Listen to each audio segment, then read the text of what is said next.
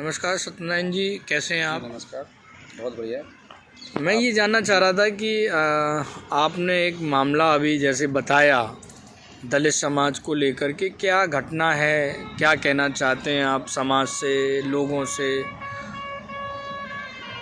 मेरा पहले तो पूरे समाज को, मानव जात को, सभी को प्रणाम, सादर प्रणाम।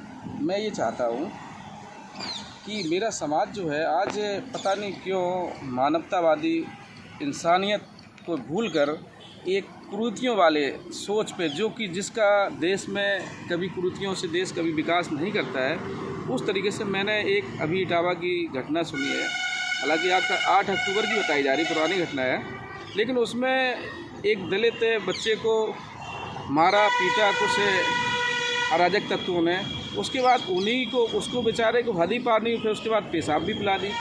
तो ये क्या, ये तो एक बहुत ही दरिंदगी भरा है। और इसमें कोई जात पात की बात नहीं होती। जो गलत करता है उसको गलत तरीके से उसको सज़ा मिलनी चाहिए, उसके लिए कानून बना हुआ है। और ये सरकार भी ज़बरदस्त गलत कोई भी करे तो योगी जी किसी को छोड़ते नहीं, बख्शते नहीं। तो इटावा में ये कौन सा बंदा है? इसके लिए थोड़ा सा समाज से मैं ये विनती करना चाहता हूँ, अनुरोध करना चाहता हूँ मैं सत्यनारायण द्वारे, कि आप सब लोग मानवतावादी बनिए। मानवतावादी बनेंगे तो देश आपका एकदम विकास करेगा, बहुत ज़बरदस्त तरीके से विकास करेगा। क्योंकि मानवता धर्म ही सबको सब कुछ बताता है, सब कुछ सिखाता है। क्योंकि मरना निश्चित है, जो भी आया है उसको जाना है। जब जाना ही है, यहीं से लिया और यहीं पे छोड़ दिया। जब यहीं लिया यहीं छोड़ दिया, फिर क्या परेशानी हो रही है? क्यों लूट के दुनिया का रखा जा रहा है? क्यों? बड़े हिसाब से करना चाहिए ना हर चीज़ को। तो मैं फिर दोबारा अनुरोध करूँगा कि मानवतावादी संदेश को ये हर व्यक्ति अपने गले में डाल ले, अपने जीवन में ढाल ले कि मुझे सिर्फ गलत आदमी कोई भी हो, किसी भी बिरादरी का हो, वो गलत तो गलत है। वो मेरी बिरादरी का नहीं है, ये गलत बिरादरी है इसकी, ये गलत आदमी है, उसको सज़ा मिले। उसमें किसी भी जात के लोगों को उसका साथ नहीं देना चाहिए। ये मैं फिर दोबारा अनुरोध करता हूँ, कोई भी व्यक्ति गलत आदमी का साथ न दे। तो क्या कहना चाहेंगे कि अब पूरे देश में दलितों के ऊपर जिस तरीके से अत्याचार हो रहे हैं, इसके बारे में क्या कहना चाहेंगे आप? कहीं ना कहीं उन्हें पूर्णतः न्याय नहीं मिल पाता है, कुछ लोगों को न्याय मिल भी जाता है, तो उसके बारे में क्या कहना चाहेंगे? जिन्हें न्याय नहीं मिलता उनके लिए क्या कहना चाहते हैं आप? मैं ये फिर सब समाज से एक निवेदन दोबारा करता हूँ कि हर व्यक्ति को मानवतावादी ही बनना चाहिए। क्योंकि ये जो दलित के साथ ये क्या है, ऊंच नीच भेदभाव कहाँ से? भगवान ने जब किसी को नहीं बना के भेजा है, भगवान ने सबको एक नाक दे दी, एक कान दी, एक आँख दी, सभी एक समान, एक ब्लड दे दिया, एक मांस दे दिया। फिर क्या हो गया ये सब?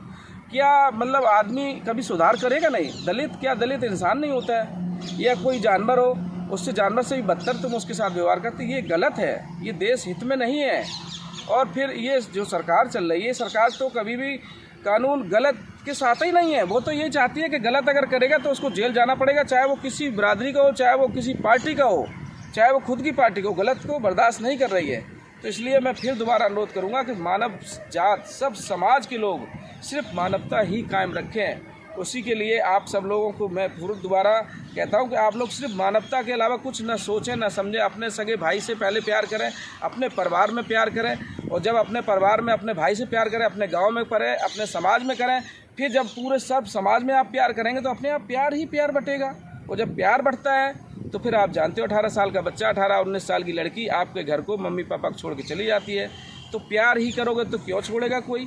इसलिए मैं फिर दोबारा कहूँगा कि जो ये जातियों के लिए लोग आपस में टकराव करते, वो मेरी बिरादरी का है, उसने गलत कर दिया, मैं उसके साथ, क्या यार ये तुम क्यों साथ हो? वो गलत है ना, तो उसको सज़ा मिलने दो।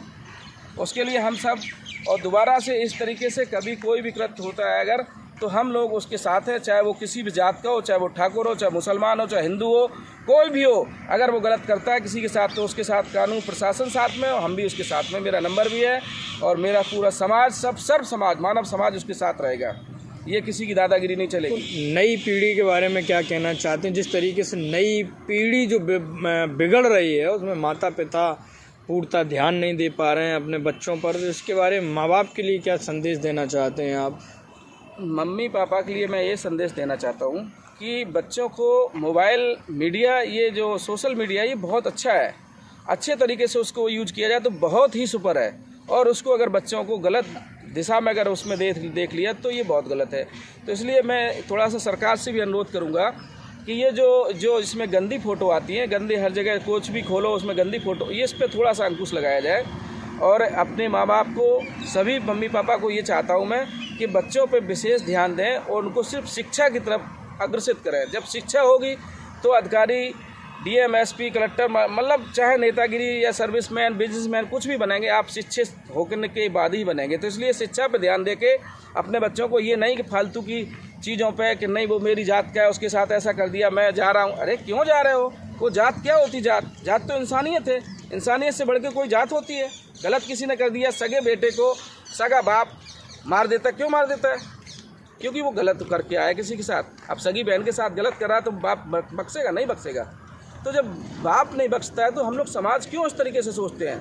तो इसलिए मैं फिर दोबारा यही कहना चाहता हूँ समाज से, अपने पूरे देश से, भारत देश से, कि भारत देश को आगे हमको ले जाके जाना है, हमारा समाज आगे जाना है। तो ये छोटी छोटी त्रुटियाँ जो जात पात की, भेदभाव, धर्म और ये सब, ये गलत है, बिल्कुल गलत है।